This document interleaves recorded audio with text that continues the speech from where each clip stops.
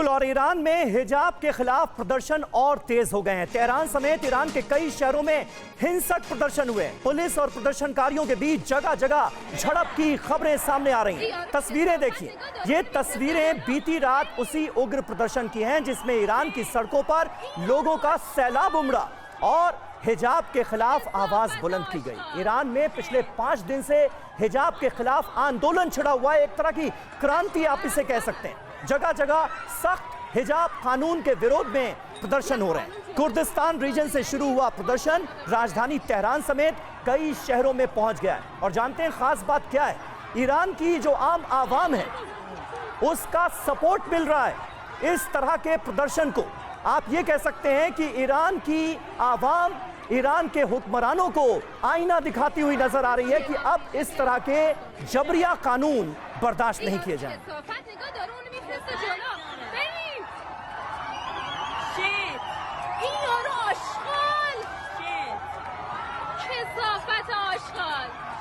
ये एक्सक्लूसिव तस्वीरें टीवी 9 भारतवर्ष पर आपके सामने हैं। ईरान के कई शहरों से ऐसी तस्वीरें सामने आई हैं। जो महिलाएं हैं वो भारी संख्या में सड़कों पर निकलकर जबरन हिजाब का जो कानून है उसके खिलाफ आवाज बुलंद करती हुई नजर आ रही हैं। कुछ महिलाओं ने अपने बाल काटकर विरोध का इजहार किया है और कुछ महिलाओं ने हिजाब को सरेआम सबके सामने जलाकर अपना विरोध जाहिर किया है।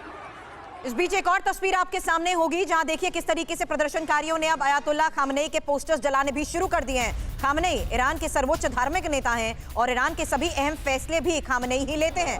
और साथ ही ये बड़ी तस्वीरें और एक्सक्लूसिव तस्वीरें आपको टीवी 9 भारतवर्ष दिखा रहा है कि किस तरीके से प्रदर्शन उग्र हो चुका है। लगातार कई दिनों से बिगड़ रहे हालात और उसके साथ साथ अब प्रदर्शनकारियों ने कैसे खामनेई के खिलाफ भी जमकर नारेबाजी शुरू कर दी है, ये तस्वीरें आपके सामने। हालांकि आपको बता दें, मॉरल पुलिसिंग के नाम पर लिए गए एक्शन को लेकर जांच की बात यहां पर जरूर की गई थी खामनेई की तरफ से, लेकिन इस बीच जो हालात बने हुए हैं उसके तहत महिलाओं का ये आक्रोश सड़क पर जिस तरीके से बढ़ता जा रहा है, पुलिस एग्रेसिव हो रही है। यहां तक कि हमने आपको वो तस्वीरें भी दिखाई थी कि कैसे राह चलते प्रदर्शन कर रही इन लड़कियों के ऊपर पुलिस ने एक्शन के तहत फायरिंग शुरू कर दी। और अब ये तस्वीर आपके सामने जहां जगह जगह आगजनी की गई, झंडे को भी आपके हवाले कर दिया गया। अब खामनेई और उनके फैसले, साथ ही उनके प्रशासन के खिलाफ कैसे आवाज बुलंद करने की ये कोशिश है, वो बड़ी तस्वीरें आपके सामने।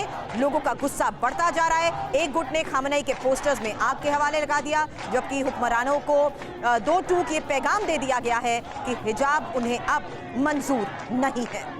बिल्कुल, ये तस्वीरें एक बड़ी पहल मानी जा सकती हैं और बड़ी क्रांति की शुरुआत मानी जा सकती हैं। अंबर जैदी हमारे साथ इस वक्त मौजूद हैं। अंबर, अगर इंडिया से मिलाकर इस खबर के हर पर्सपेक्टिव को हम समझने की कोशिश करें, कर्नाटक का हिजाब विवाद देश की सबसे बड़ी अदालत में उसकी सुनवाई चल रही है। ईरान में हम देख रहे हैं जबरन हिजाब के कानून के खिलाफ महिलाओं ने क्रांति कर दी है।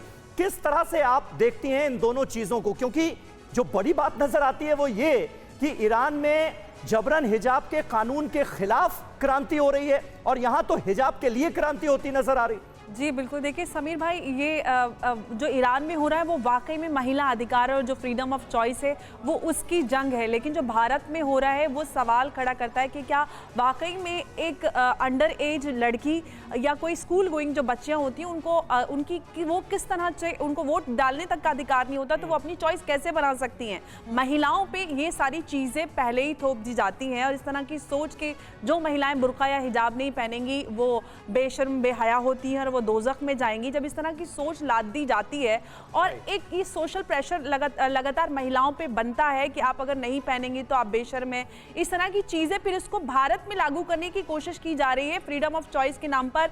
कोई कहता है ये धर्म का हिस्सा है, कोई कहता है कल्चर का हिस्सा है, जबकि ये बात साबित हो चुकी है और भी हाई कोर्ट्स की रूलिंग्स में रही है अलग अलग, जिसमें ये बात है कि ये एसेंशियल टू इस्लाम नहीं है। उसके बावजूद भी जिस तरह से इसको ये प्रूव करने की कोशिश की जा रही है कि ये लागू हो, और पहले जो जिस तरह से शुरुआत ये हुई थी कि सिर्फ आप क्लासरूम में हिजाब ना पहनिए, जबकि हम सब जानते हैं कि यूनिफॉर्मिटी को मेंटेन करने के लिए एजुकेशनल इंस्टीट्यूशन के पास अधिकार है कि वो अपना ड्रेस कोड लागू करें। 9 दिन से मामले पर सुनवाई हो रही है, लगातार 9 दिन में लगातार अलग अलग दलीलें हर पक्ष की तरफ से रखी गई है और बड़ी बात यह है कि सबके पास अपनी चॉइस करने का अधिकार भी होता है। इकरा इस वक्त हमारे साथ है। इकरा, आपको क्या लगता है जो माहौल इस वक्त इस पूरे मुद्दे को लेकर बनता जा रहा है वो मामले को बहुत संवेदनशील बना चुका है?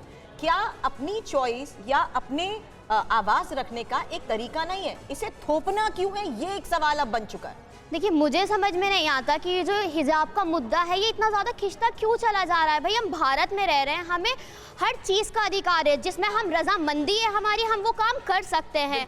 लेकिन ये बताइए, अगर यूनिफॉर्म किसी चीज़ का ड्रेस कोड है तो वहीं अगर हम हिजाब की बात करें, लड़कियां उसमें सेफ फील कर रही हैं तो वो इस्लाम का ड्रेस कोड मान रही हैं। यहाँ पर है, आप कब से यहाँ पर रहती हैं?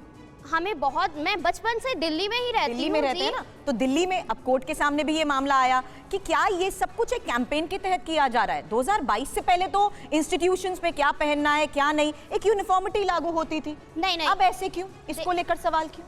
इसको देखिए, मेरी बात तो ये है, अगर लड़कियां हिजाब पहन रही हैं, बात ये छिड़ रही है कि क्यों पहन रही हैं। कहीं ना कहीं बात ये कहाँ पर पहन रही हैं, ये सबसे बड़ा सवाल है। कहाँ पर पहन रही हैं, लेकिन वो किसी की भावनाओं को तो ठेस नहीं पहुंचा रही ना। वो पहन रही हैं, वो अपनी रजामंदी से पहन रही हैं। इकरा, बिल्कुल जो आप बात कह रही हैं बिल्कुल सही है। ईरान से हम अपने देश को, अपने मुल्क को मिला भी नहीं सकते। यहाँ पर हर किसी को आजादी है, जिसकी जो मर्जी आए वो पहन सकता है। सवाल उन शिक्षण संस्थानों का भी है। लेकिन जबरन हिजाब के खिलाफ जो कानून बना है उसका एतराज हो रहा है, उसका विरोध हो रहा है, उस पर रेवोल्यूशन हम ईरान में देख रहे हैं। लेकिन यहां तो ऐसा कुछ नहीं है।